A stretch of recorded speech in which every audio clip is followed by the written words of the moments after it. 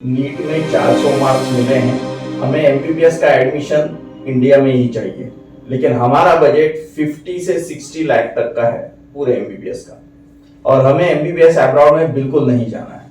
हमें MBBS India में ही चाहिए। 400-300 मार्क्स है, 50 to 60, 40 to 50 lakh rupees budget है। ऐसे हजारों पेरेंट्स हैं। अगर आप उनमें से एक हैं तो आज मैं आपको इस उलझन से बाहर निकालूंगा। आपको इस विषय के 3 एंगल समझने हैं। पहला, एडमिशन के बाजार में चॉइस उसके पास ज्यादा होता है जिसके पास या तो पैसा बहुत ज्यादा है या तो फिर मार्क्स बहुत ज्यादा है। अगर आपके पास पैसा और मार्क्स दोनों कम है तो आप कितने भी बार बोले कि आपको 50 लाख रुपीस के अंदर एमबीबीएस चाहिए तो आपको वो मिल नहीं सकता है। इस फील्ड में लोगों को गलत जानकारी देना, उनको फंसाना, ये बहुत बड़े स्तर पर हो रहा है। कोई अगर ये कहे कि आपसे पैसे मांग रहा है कि 50-60 लाख में हम आपको पूरा एमबीबीएस दे देंगे, तो समझ जाना कि आपको फंसाया जा रहा है। दूसरी चीज जो आपको समझनी है वो ये है कि सिर्फ प्रॉब्लम को लेकर चबाते रहने से सॉल्व नहीं होता है। प्रॉब्लम को सॉल्व करने के लिए आपको कुछ निर्णय लेने पड़ेंगे, और ये निर्णय सही तभी होंगे जब आपकी कंसेप्ट सही है। सही निर्णय लेने की पहली स्टेप यह है कि खुद की कंसेप्ट बदलना, और ये लोग करना नहीं चाहते। इन जनरल लोग खुद की कंसेप्ट्स को बदलना नहीं चाहते। मैं आपको उदाहरण देता हूँ। सदियों साल पहले लोग ये मानते थे कि पृथ्वी यूनिवर्स के सेंटर में है और सूर्य यानी सूरज पृथ्वी की प्रदक्षिणा कर रहा है। ये उनका फर्म बिलीफ था। उन दिनों जब गैलीलियो नाम के साइंटिस्ट ने ये कहा कि पृथ्वी के इर्द गिर्द सूरज नहीं घूमता बल्कि सूरज के इर्द गिर्द पृथ्वी घूमती है, तो गैलीलियो को जेल में डाल दिया गया था। खुद की कंसेप्ट्स बदलना आसान नहीं होता है, बहुत मुश्किल होता है, लेकिन ये करना बहुत जरूरी है। क्यों, मैं आपको बताता हूँ। एक 12th स्टैंडर्ड का स्टूडेंट जब एक डॉक्टर बनता है तो उसे एक प्रोसेस से गुजरना पड़ता है। इस प्रोसेस में सिर्फ नॉलेज लेना यही नहीं रह जाता।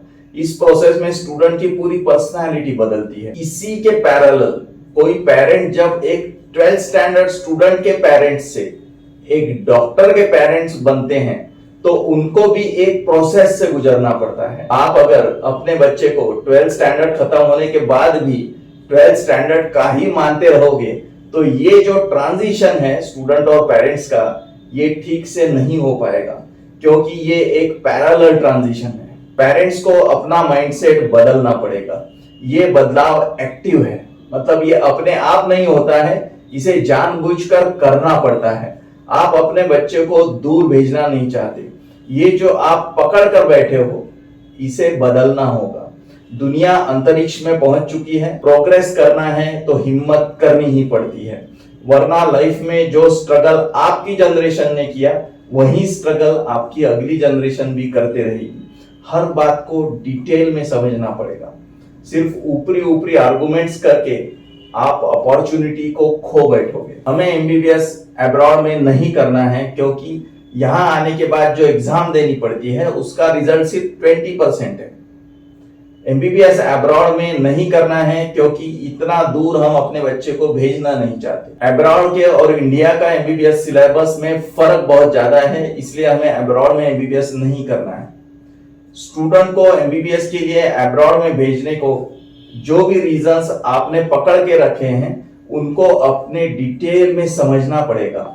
सही निर्णय लेने के लिए सही जानकारी लेना चाहिए। मार्क्स और पैसों की कमी के कारण एमबीबीएस आपको इंडिया में नहीं मिल रहा है। इसमें तीसरा एंगल ये है कि आपके निर्णय न लेने का कॉस्ट क्या है। आप वेट कर रहे हो, इंडेफिनिटली आप वेट कर रहे हो कि शायद कुछ हो जाए और मिल जाए एमबीबीएस। अगर आपने सही निर्णय सही वक्त पर नहीं लिया तो या तो आपका साल जाया जाएगा या तो एमबीबीएस छोड़ के आपको कोई दूसरी कम वैल्यू वाली डिग्री लेनी पड़ेगी। इतना बड़ा कॉस्ट पे करने से अच्छा है कि आप एमबीबीएस अब्रॉड में करें। अगर आप ये सोचते हैं कि नीट रिपीट करना चाहिए तो हमारे इस वीडियो में ये जाने कि किन स्टूडेंट्स ने नीट रिपीट करनी चाहिए और किन स्टूडेंट्स ने नीट रिपीट नहीं करनी चाहिए। जुड़े रहिए। धन्यवाद।